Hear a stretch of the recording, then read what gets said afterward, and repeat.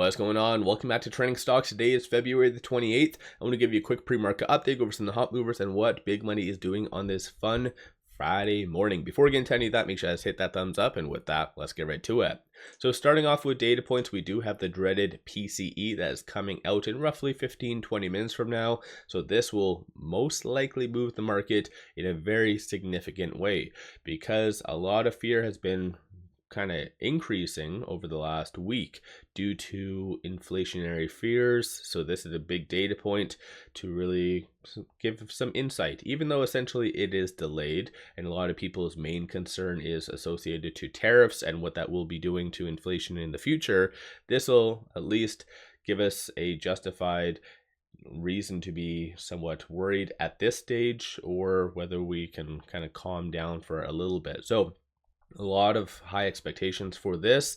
Aside from that, though, you have the futures looking somewhat green. So Dow is up 0.52, S&P up 0.32, and NASDAQ is up 0.06.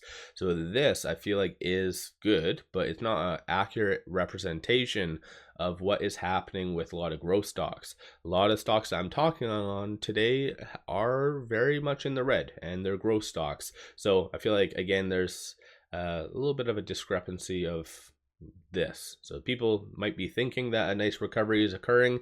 That's not the case. But at least on social media, you're seeing a lot of individuals really pushing the idea that you should be buying under the extreme fear, selling under the extreme greed. So it's I do agree that you should always be buying when there is fear, when it's justified.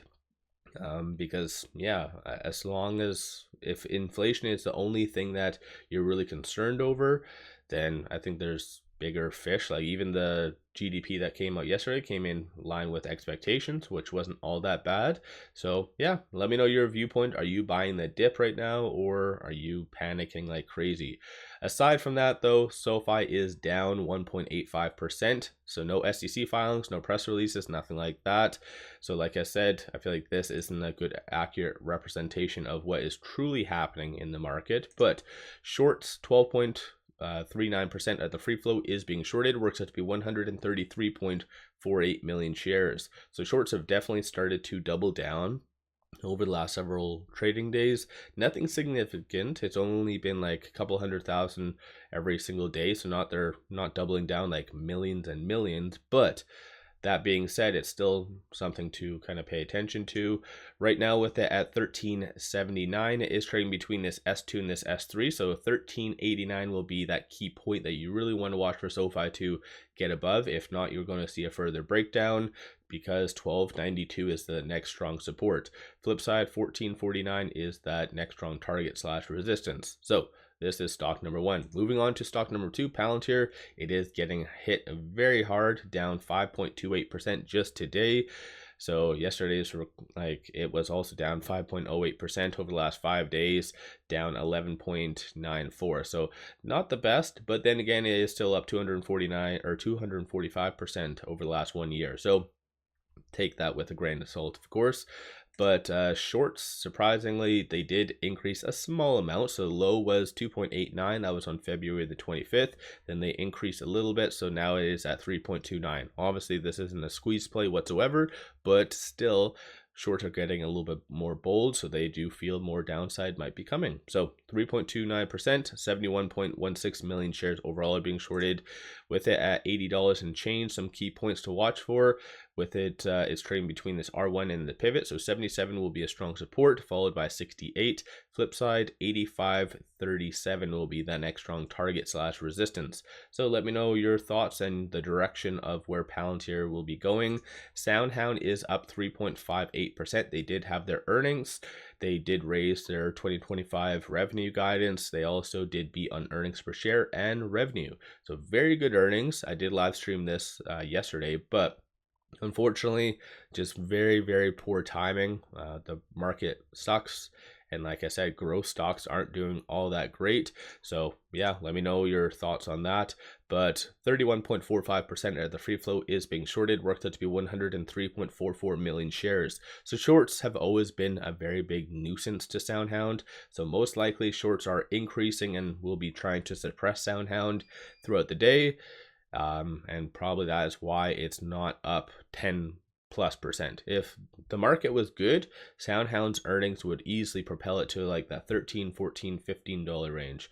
But unfortunately, that's not the case. So going back over here, this is not an accurate representation of what is truly happening. But with it at $9.31, it is trading between, it looks like this S2 and this S3. So still the technicals are showing some signs of breaking down. It needed to be above this 10.02. So just watch for it to close above that today, ideally. If not, you are going to see further pain. PCE as well will move it, but still rather unfortunate, the timing of their earnings.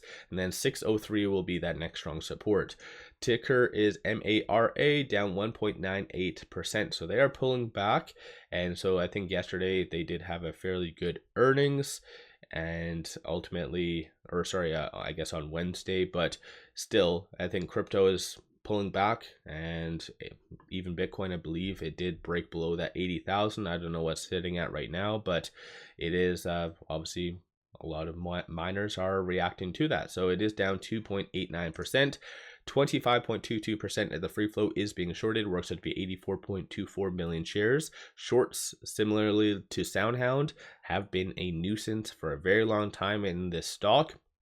So most likely they will continue to be a nuisance for at least the foreseeable future. But with it at $12.74, it is trading between, it looks like this R1 and this pivot point. So 12.51 will be a strong support.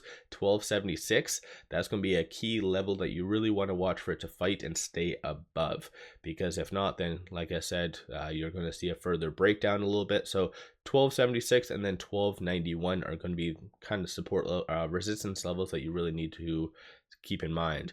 And then Lucid, rather interested to see Lucid being this heavily traded this morning. So they haven't put out any news, no SEC filings. A lot of people are still reacting to their earnings, but it has gone down a lot. So over the last 1 month, down 22.88%. And similar to SoundHound, they actually did have a good triple beat on their earnings. So they did beat on the earnings per share, they beat on revenue, and they did give fairly good guidance for their production. But market didn't like it. Negative ratings have been coming in, and the market is freaking out. So Lucid is getting quite heavily traded this morning though, but still it is down 1.35%. 23.51% of the free float is being shorted, works out to be 285 million shares. They're also the culprit on why Lucid is being suppressed. Even yesterday, I believe they increased 6 million, the day prior 7 million. So shorts are very, very active trying to suppress Lucid. But I guess what's new with that $2.21 though, it is trading between this S2 and this S3. 237 is going to be that key pivot that you really want to watch for it to close above.